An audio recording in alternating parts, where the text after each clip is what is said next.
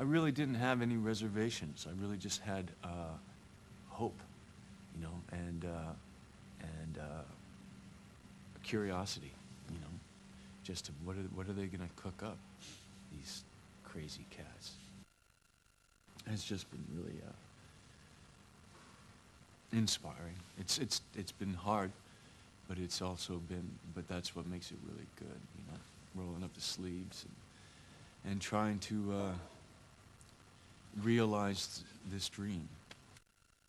I mean, it comes down to, you know, Larry and Andrew, what they wrote and what they want to realize. Everyone knows that they're being asked to do their best.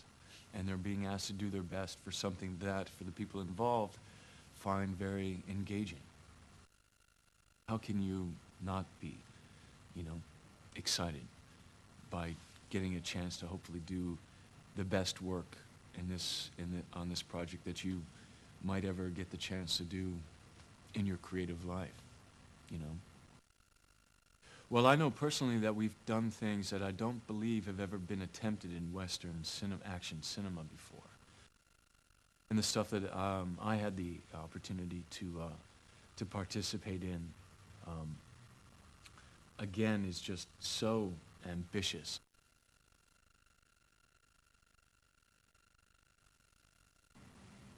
I signed on without having read the scripts, which is something that I've never done in my entire career. And that's just down to how much I trusted Larry, Andy, their vision, the story, the character, the company that came together to do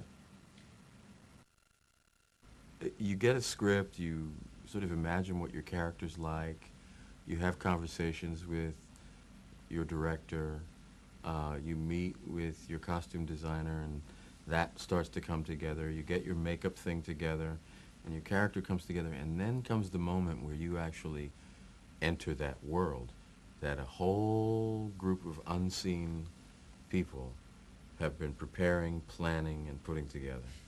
And for me, it's an absolutely magical moment. And the things that Owen and Hugh and their crews have put together are just incredible. The car chase is unstoppably watchable, man. The car chase will be blowing people's minds for 50 years. You know, I've heard Larry say it before. It's like, I dare anybody to, like, this is the most complex movie. You know, it's like, but, you know, to his credit, it really is. Reloaded is going to be unstoppably watchable. There are things in Reloaded that nobody's ever seen before.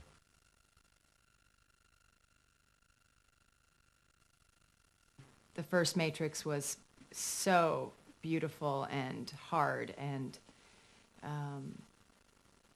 full of so much. And I was afraid coming around again for the second and third that it couldn't compare or that it wouldn't compare, and it's just been even more special. There was absolutely no question in my mind that I would love the scripts. I trust Larry and Andy completely. And I felt so grateful that I get to be in these movies and be a part of something that is so special and deep and, you know, not a joke. You know, you could take something like The Matrix that was so successful and just, you know, lose it in the sequels. But I just feel that they have just taken them and made them even more and fuller and continuing on from the greatness that The Matrix was about. This has been one of the greatest, you know, by far the greatest work experience I've ever had, and by far one of the greatest life experiences that I've ever had. Every day, I've had really, I have to say honestly, every day that I've shown up, I've had a great day.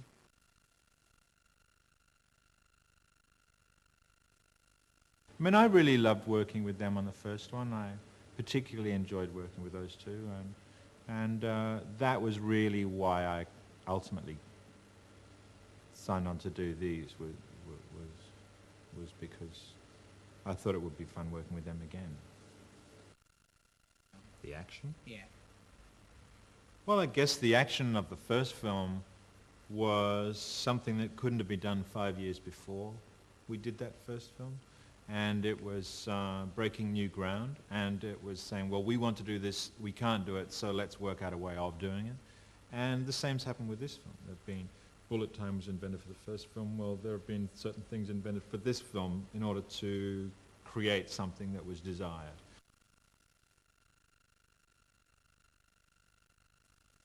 Niobe and Jada we are so much alike, you know. And I met Larry and Andy the first time for the first Matrix. I had auditioned for Trinity and came very close to the Trinity character, becoming Trinity.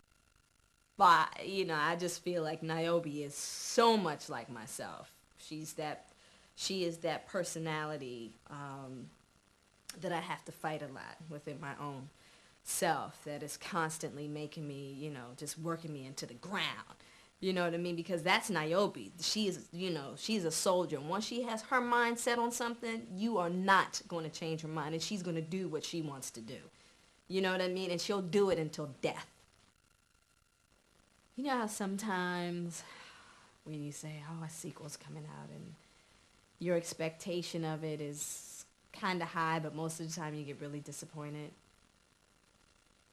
People will be thoroughly, thoroughly satisfied, I believe, with this picture. And the brothers are doing action sequences in this movie that the audience will probably never see anywhere else, for the simple fact that it just costs too much money for anybody else to do it. And I just feel like they will, like they did in the first one, see action unlike anything they've ever seen before.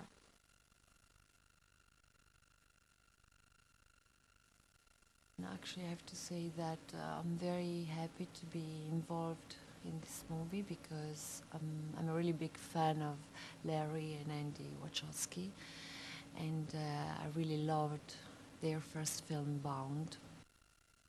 It's important to understand who is Persephone, who actually is not human. I mean, Persephone is not human, but she wants to feel human emotions, and she's like a vampire. Just instead of sucking blood, she sucks emotions and feelings from human beings.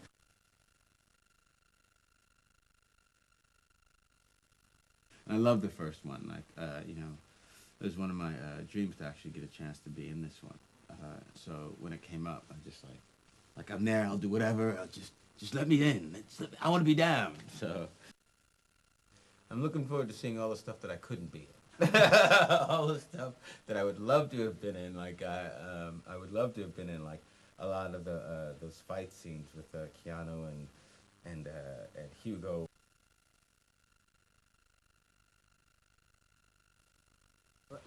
Oh, it's going to be unreal.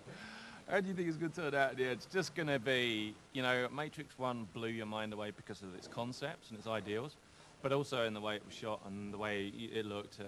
But this time round, it's you know, it's Matrix Reloaded, and it is exactly what it says. It is reloaded. It answers so many questions you had in the first one. I mean, I think Larry and Andy have been very clever in getting a nucleus around them that can see their image and their foresight. It was the magic of the first Matrix. Yeah. I mean, I watched that. I had to watch that 3 times.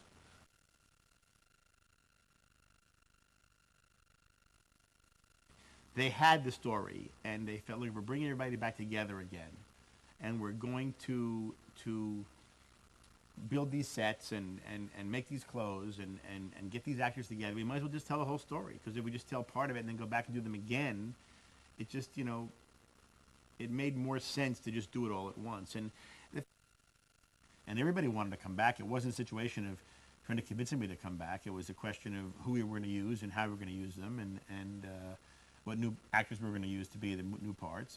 And it was just a done deal. The entire schedule is 270 shooting days, which is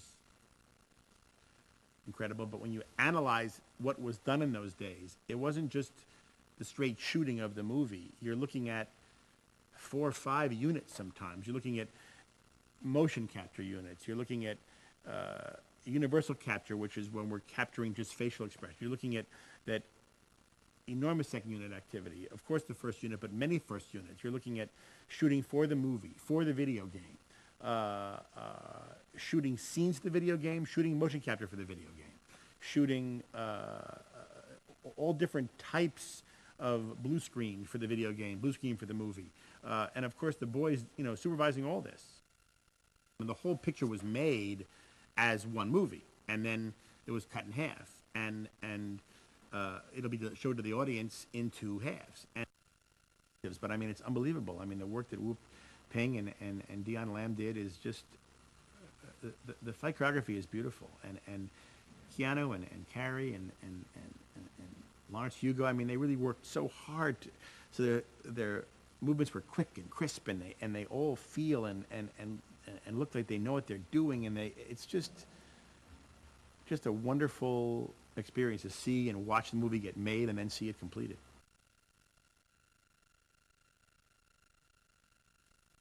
If you make something totally true, people will respond to it. That's the lesson of it. And this is the same way. It's absolutely eccentric. It's a different movie in some senses than the first one. It's a larger canvas. But it's the same characters, the same feelings and so forth. So it's not much different.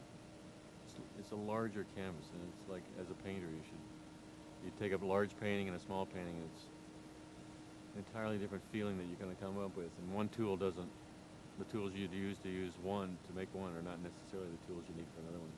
So they picked up new skills in order to work at this larger canvas.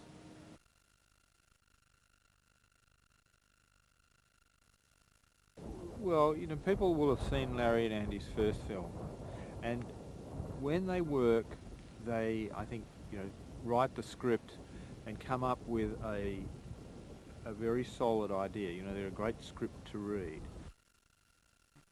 Everything, I think, flows from Larry and Andy's mind, and to be able to take that along with everyone else on this kind of journey from being a written word to a drawing on a piece of paper to an image to something that's physically built or imaginarily built in a computer, it is a wonderful thing.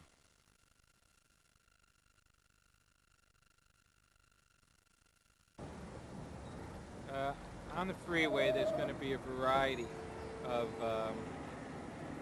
accelerated action sequences that are going to really be a test of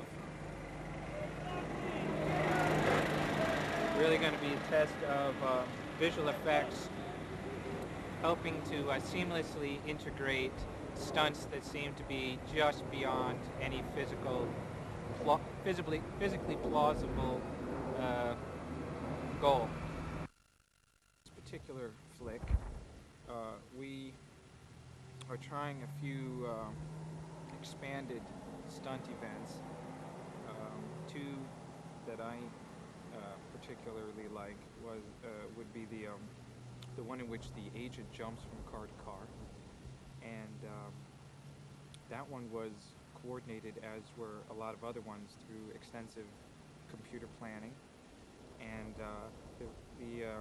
nearly the entire action in the background was conceptualized with the brothers, just to give them the view and the magnitude of the size of the pileup, as well as the foreground destruction. Get the magnitude sort of where they wanted before RA started to coordinate how to do that.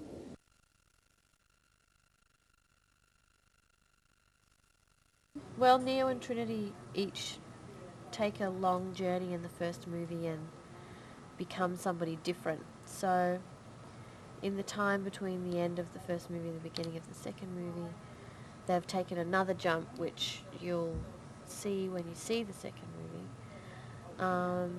And they've accepted certain things about themselves and are worried about other things about themselves. So we tried to kind of reflect that in their new confidence and stuff like that, in what they wear. It's fun for me because we can play a lot. You know, no, Carrie-Anne's not worried about wearing skin-tight leather anymore, and Keanu's not worried about, you know, being the one. So we have more places to go for them.